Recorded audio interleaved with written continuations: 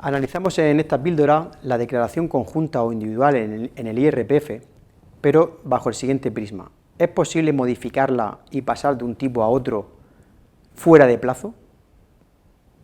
Para tributar de forma conjunta, se sabe que los contribuyentes pues, tienen que pertenecer a una unidad familiar, ya sea porque estén casados, ya sea porque haya hijos en común, etcétera, ¿no? A su vez, analizar cuál es la mejor opción fiscal, si individual o conjunta, pues es un trabajo que requiere hacer tantas declaraciones de renta como contribuyentes puedan tributar de forma conjunta y separada y comparar unas con otras, ¿de acuerdo?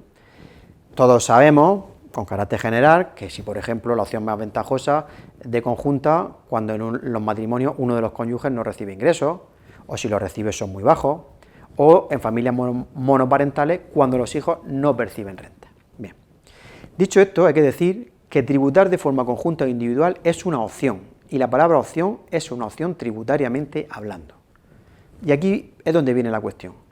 Una vez que hemos optado, por ejemplo, por la conjunta, ¿podemos modificarla y cambiarla a individual? Bien. ¿Por qué no formulamos esta pregunta y la ponemos de manifiesto? Porque resulta que revisando en la agencia tributaria una cuestión y al mismo tiempo pues ojeando ya en otras páginas web de asesoría o despacho, nos hemos encontrado con una misma respuesta, que en términos generales es la siguiente, tanto en la agencia tributaria como en estas páginas, que se trata de una opción, que la opción debe manifestarse en el momento de presentar la declaración, que una vez que se haya elegido la forma de presentación no puede ser objeto de modificación, y eso sí, salvo que se presente una declaración dentro de plazo. Bien, nosotros con esto no estamos de acuerdo, y lo decimos abiertamente, que solo se pueda cambiar la declaración dentro del plazo, porque entendemos que sí es posible, bajo determinadas circunstancias, hacerlo fuera de plazo. Esta ha sido mi opinión desde hace muchos años, y ahora resulta que hay una sentencia del Tribunal Superior de Justicia de Castilla y León que así lo establece. Se trata de la sentencia de 28 de noviembre del año 2018. Y básicamente el supuesto es lo siguiente. Primero, contribuyentes que presentan declaración conjunta. Posteriormente, una vez concluido el periodo de presentación, ambos reciben atrasos. Atrasos que según ellos no esperaban cobrar. Estaban devengados, pero no esperaban cobrar, pues la empresa estaba en una situación económica complicada. Fruto de estos nuevos ingresos que cobran, al año siguiente analizan la renta en su conjunto y resulta que la mejor opción ahora es presentar dos complementarias del año anterior de forma individual. Y así lo hicieron. ¿Qué hizo Hacienda? Pues no las aceptó como opción individual. ¿Qué hizo Artea de Castilla y León? Tampoco. ¿En base a qué deniega Artea? Pues se deniega en base a la ley de renta, el artículo 83, en el que viene a decir que la opción ejercitada para un periodo impositivo no puede ser modificada con posterioridad una vez que finaliza el plazo reglamentario. A su vez, la Ley General Tributaria para todos los impuestos, en el 119, establece que las opciones que se ejerciten con arreglo a la normativa no pueden rectificarse con posterioridad. Y establece un salvo que la rectificación se presente en el periodo reglamentario de declaración. Bueno, pues así las cosas, el Tribunal Superior de Justicia de Castilla y León, a pesar de decir que dice que la opción de tributación que ejerza el contribuyente le vincula a él para el futuro y también vincula a la administración, y lo dice en base al principio de seguridad jurídica, viene a decir este tribunal que ha habido un error en la formación de la voluntad y que ese error no es imputable al contribuyente y que sea acreditado en el procedimiento. Y entonces, en este caso, sí cabe la posibilidad de modificar la opción de la tributación.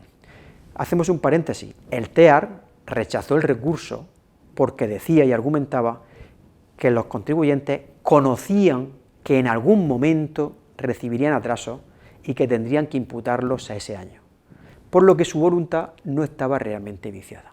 Bien.